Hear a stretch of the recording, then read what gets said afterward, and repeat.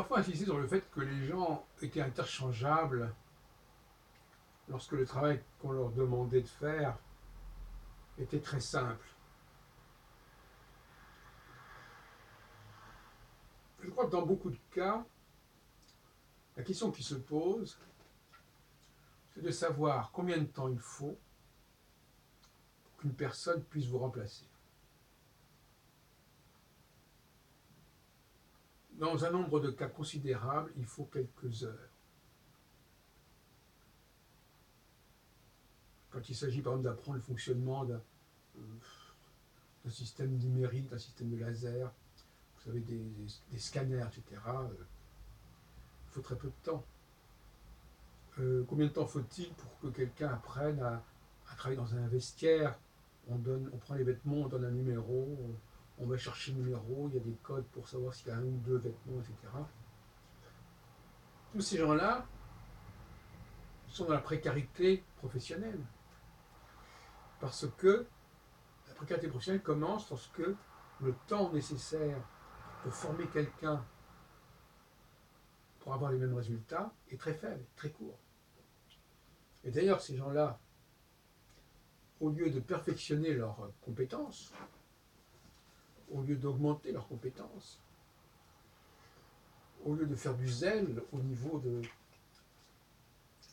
des qualités à développer, souvent, ils travaillent sur le plan minimal. Et on pourrait jouer à ce petit jeu très longtemps, à tous les niveaux. On voit quelqu'un faire un certain travail, par exemple, quelqu'un à la radio, lire les nouvelles, lire le journal. Il faut combien de temps pour que quelqu'un à peu près normalement cultivé puisse apprendre à lire le journal à la radio ou même à la télévision? C'est dérisoire. Toutes ces activités où il s'agit de savoir lire un texte, où il s'agit de savoir lire un message sur un écran et de le répéter comme les caissières, etc. Vous savez que le travail de caissière était beaucoup plus compliqué qu'autrefois. Elle devait se souvenir plus ou moins du prix des produits. Là maintenant, voilà, elle passe leur scanner, toc, le prix apparaît, etc. Donc ces gens-là, ils sont sur des sièges éjectables. Ils n'ont aucune compétence. C'est-à-dire qu'ils ont une compétence du fait qu'ils font le travail qu'on leur demande, mais ils n'ont aucune compétence dans le sens où n'importe qui, au bout de quelques heures, peut faire la même chose. Et bien évidemment, ça vaut aussi bien pour dans un niveau plus élevé, avec des gens qui ont des plus grandes capacités.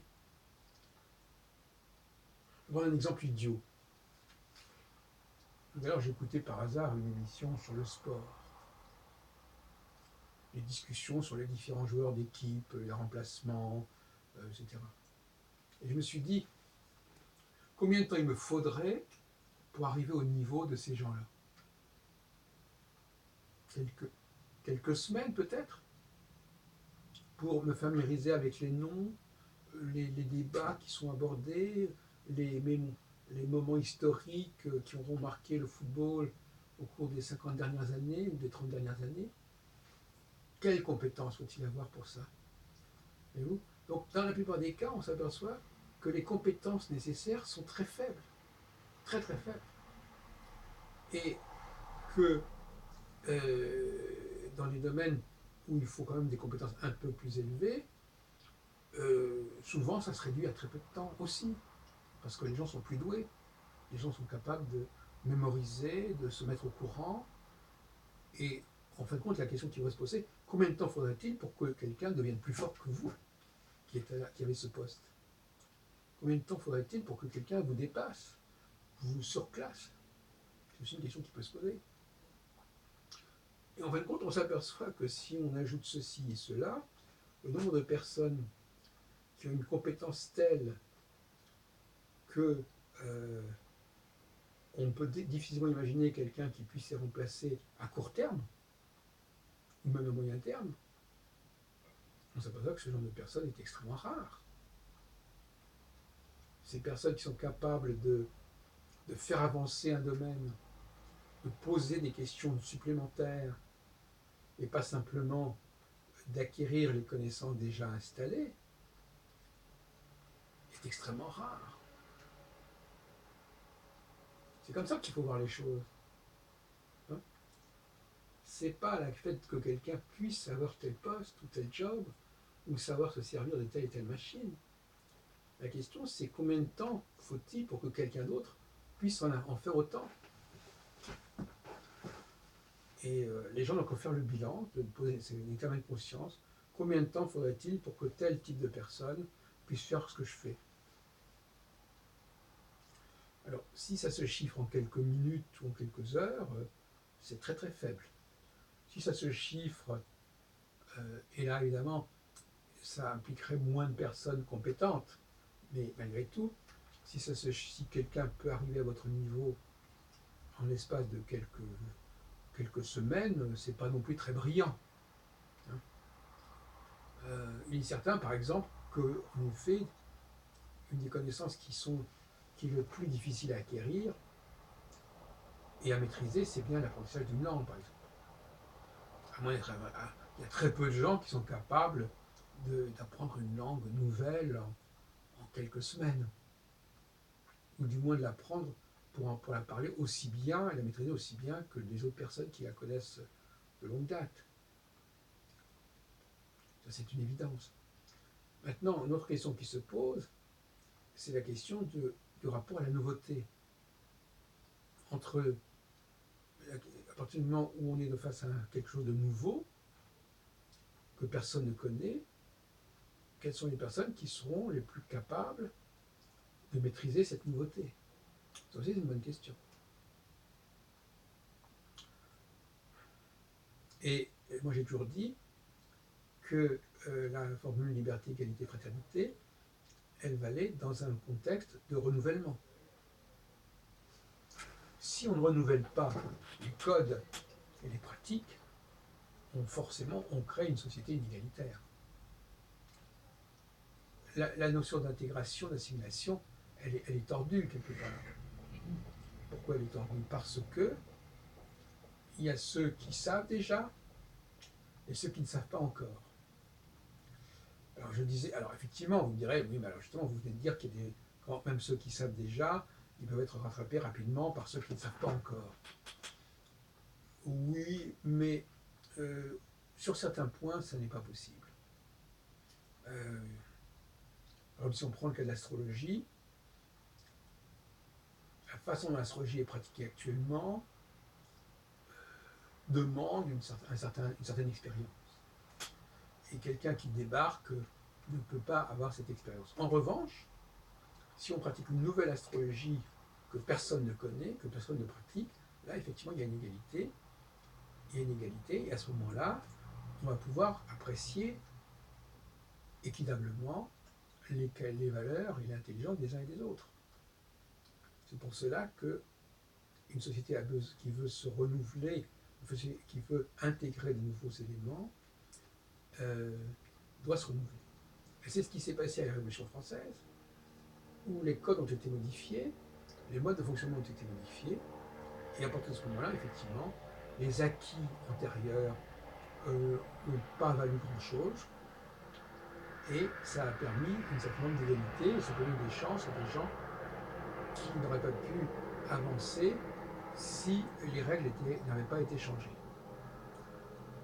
Donc, ceux qui ne veulent pas changer les règles, ce sont des gens qui s'accrochent à leur pouvoir et qui veulent perpétuer une inégalité. Même en Israël, par exemple, il est clair qu'on peut vraiment dire qu'en Israël, c'est une société qui est très loin d'être égalitaire sur ce plan-là. Parce qu'il est évident d'abord que l'hébreu, ça ne s'apprend pas en trois jours, et surtout à le lire. La lecture de l'hébreu est quelque chose d'extrêmement problématique, quelque part, et que ceux qui l'ont appris comme langue maternelle, qui l'ont appris de manière visuelle, instinctivement, quasiment, comme on fait d'une langue maternelle, ont un avantage que les nouveaux arrivants, les nouveaux immigrants, les nouveaux olim, comme on dit, ne pourront pas rattraper. Hein. Donc là aussi, il faut se poser des questions. Une société qui s'accroche à des pratiques compliquées qui exigent du temps, pas forcément une grande intelligence, mais du temps, s'interdit, ou plutôt s'interdit de pouvoir correctement recevoir de nouveaux immigrants, à moins que ces immigrants eux-mêmes ne se décident, ce qui se produit d'ailleurs, à vivre entre eux, en communauté, ce qui est effectivement le cas, et qui se fait évidemment aux dépens de l'hébreu. Puisque l'hébreu est trop compliqué, eh bien on va parler le russe entre nous, on va parler le français entre nous, on va parler l'espagnol entre nous, on va parler l'anglais entre nous. Voilà le prix à payer. Maintenant, qu'est-ce qu'on aurait pu faire? On aurait pu, par exemple, utiliser, comme on fait les Turcs, utiliser l'alphabet latin pour écrire en hébreu. Ça n'a pas été dramatique. Alors on dira, ah oui, mais on peut pas, à ce moment-là, on n'aurait pas pu lire la Bible dans le texte. Soyons sérieux. Même ceux qui ont appris l'hébreu ne comprennent pas ce qu'ils lisent. Et on a fait de la langue hébraïque une langue liturgique qu'il faut savoir lire, mais qu'il ne faut pas forcément comprendre. Moi, je crois que l'une des plus grandes erreurs de ceux qui ont créé le foyer, enfin tout le processus du XXe siècle, puisque ça a commencé pendant la Première Guerre mondiale, ce processus, eh bien, ils ont commis l'erreur majeure de perpétuer un alphabet araméen, antique, alors que le projet c'était quand même d'accueillir des juifs du monde entier. Et il y a une contradiction absolument effarante. C'est une erreur majeure. Ce qui fait que maintenant, il y a énormément de gens qui parlent l'hébreu, mais qui ne l'écrivent pas, qui ne lisent pas, et qui préfèrent de loin lire une presse en français, en russe, ou en toute autre langue. À vouloir mettre la barre trop haut, et bien finalement, l'hébreu est devenu une langue comme ça, un petit peu une langue intermédiaire, dont il faut avoir quelques rudiments pour communiquer d'une communauté à l'autre, mais finalement, on préfère rester au sein de sa communauté. Si vous regardez les mariages en Israël, ils se font essentiellement au sein d'une même communauté. Les Russes entre Russes, les francophones entre francophones, etc. etc. Et les hébréophones israéliens de naissance, ils restent également entre eux. Je ne dis pas que c'est à 100% comme ça, mais globalement, la tendance est comme celle-là. Et les gens écoutent les radios dans les langues qui les intéressent. D'ailleurs, encore aujourd'hui, il y a des émissions de radio ou de télévision dans toutes les langues parlées par des grandes communautés en Israël.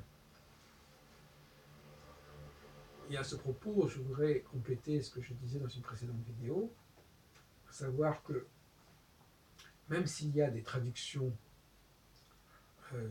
des textes hébraïques dans les livres de prière juifs, ces traductions ne sont pas lues pendant l'office, elles ne sont pas lues en public, le schéma Israël n'est pas lu en public. Alors on me dit, mais c'est quand même écrit, la traduction est à côté. Non, non, non, les gens, ce qui est important, c'est ce sentiment collectif, d'écoute collective, et je suis sûr que si on lisait le schéma Israël en hébreu dans les synagogues et en français, si on le lisait à haute voix pour tout le monde en même temps, parce que ce qui se passe, eh bien, on s'apercevrait de manière criante que quelque chose ne va pas.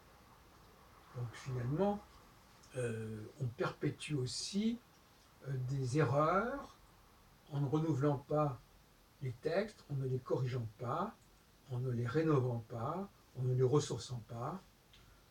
Voilà, c'est ce que je voulais dire, à savoir que il faut absolument